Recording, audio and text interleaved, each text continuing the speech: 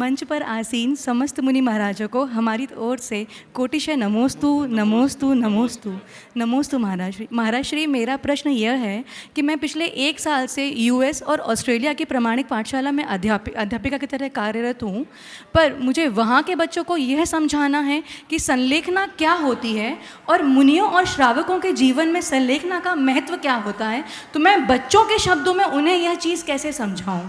पहले तो मैं चाहूँगा इस दंपति का वहीं पर सम्मान कर दे, और सम्मान के लिए गुणायतन के विधि मंत्री अपने विजय जी एडवोकेट और साधना जी वहीं पर जाकर करे। युवा दंपति गुणायतन के शिरोमणि संरक्षक होने के साथ साथ ये बहन प्रामाणिक पाठशाला में वर्षों से अपना बहुत उत्कृष्ट योगदान दे रही है, खासकर एनआरआई पाठशाला के लिए। आपने पूछा है, वहीं पर सम्मान कर दे दोनों का। आपने पूछा है कि हम बच्चों को संलेखना के विषय में कैसे समझाएं। हम बच्चों को बचपन से सुनाते हैं, राजा राणा छत्रपति हाथिन के असवार, मरना सबको एक दिन अपनी अपनी बार। ये बात सुनाते हैं, समझाते हैं कि नहीं समझाते हैं? तो बच्चों को ये बात सिखाएं कि जिसने जन्म लिया है उसकी मृत्यु निश्चित है, और साथ ही बच्चों से ये समझाएं कि हमें मरने से डरना नहीं है, मृत्यु जीवन की एक अनिवार्य घटना है, और मृत्यु जीवन का विनाश नहीं, केवल देह का परिवर्तन है। जैसे हम अपने वस्त्र फट जाने पर बदल लेते हैं, वैसे ही शरीर कमज़ोर होने पर, जीर्ण हो जाने पर देह परिवर्तन होता है। तो एक दिन सबको अपना शरीर छोड़ना ही है।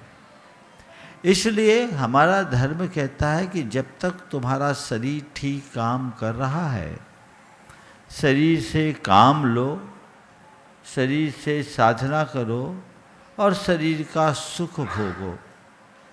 लेकिन जब शरीर क्षीण होने लगे, वो काम करना बंद करने लगे, तो फिर धीरे धीरे होशपूर्वक देह परिवर्तन की बात सोचो। संलेखना मृत्यु नहीं है, संलेखना मरण नहीं है, होश पूर्वक देह परिवर्तन की क्रिया है।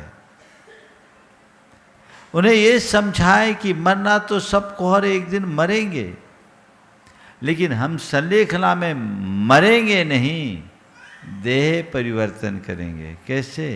होश पूर्वक, हर्ष पूर्वक, उल्लास पूर्वक। जैसे हम कपड़ा बदलते समय हर्षित होते हैं, वैसे ही देह परिवर्तन के समय भी हर्षित होना है। शरीर का जन्म होता है, शरीर की मृत्यु होती है, आत्मा का न जन्म है न मरण है।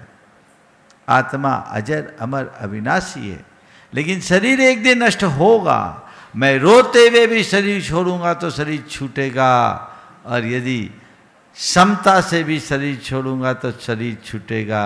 यदि दोनों में शरीर का छूटना ही निश्चित है, तो फिर क्यों ना हम हर्ष और धैर्य पूर्वक अपना शरीर छोड़े। इसी हर्ष और धैर्य पूर्वक शरीर छोड़ने की कला का नाम ही संलेखना या समाधि मरण है।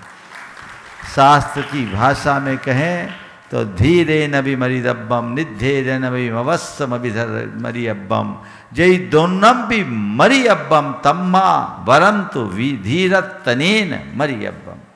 मैं धैर्य रख करके शरीर छोड़ूं तो भी मरूंगा, और अधीरता से आकुलता करके शरीर छोड़ूं तो भी मरूंगा। जब दोनों में ही मरना तय है, तो अच्छा यही है कि मैं धैर्य पूर्वक, होश पूर्वक, जागृति पूर्वक, भेद विज्ञान के साथ अपना शरीर छोड़ूं। ये बात बच्चों के मन में समझाई जा सकती है, और अगर बचपन से ये बात हृदय में अंकित होगी, तभी वे समाधि को धारण कर सकेंगे। रास्ता और कोई दूसरा नहीं। नमोस्तु महाराज।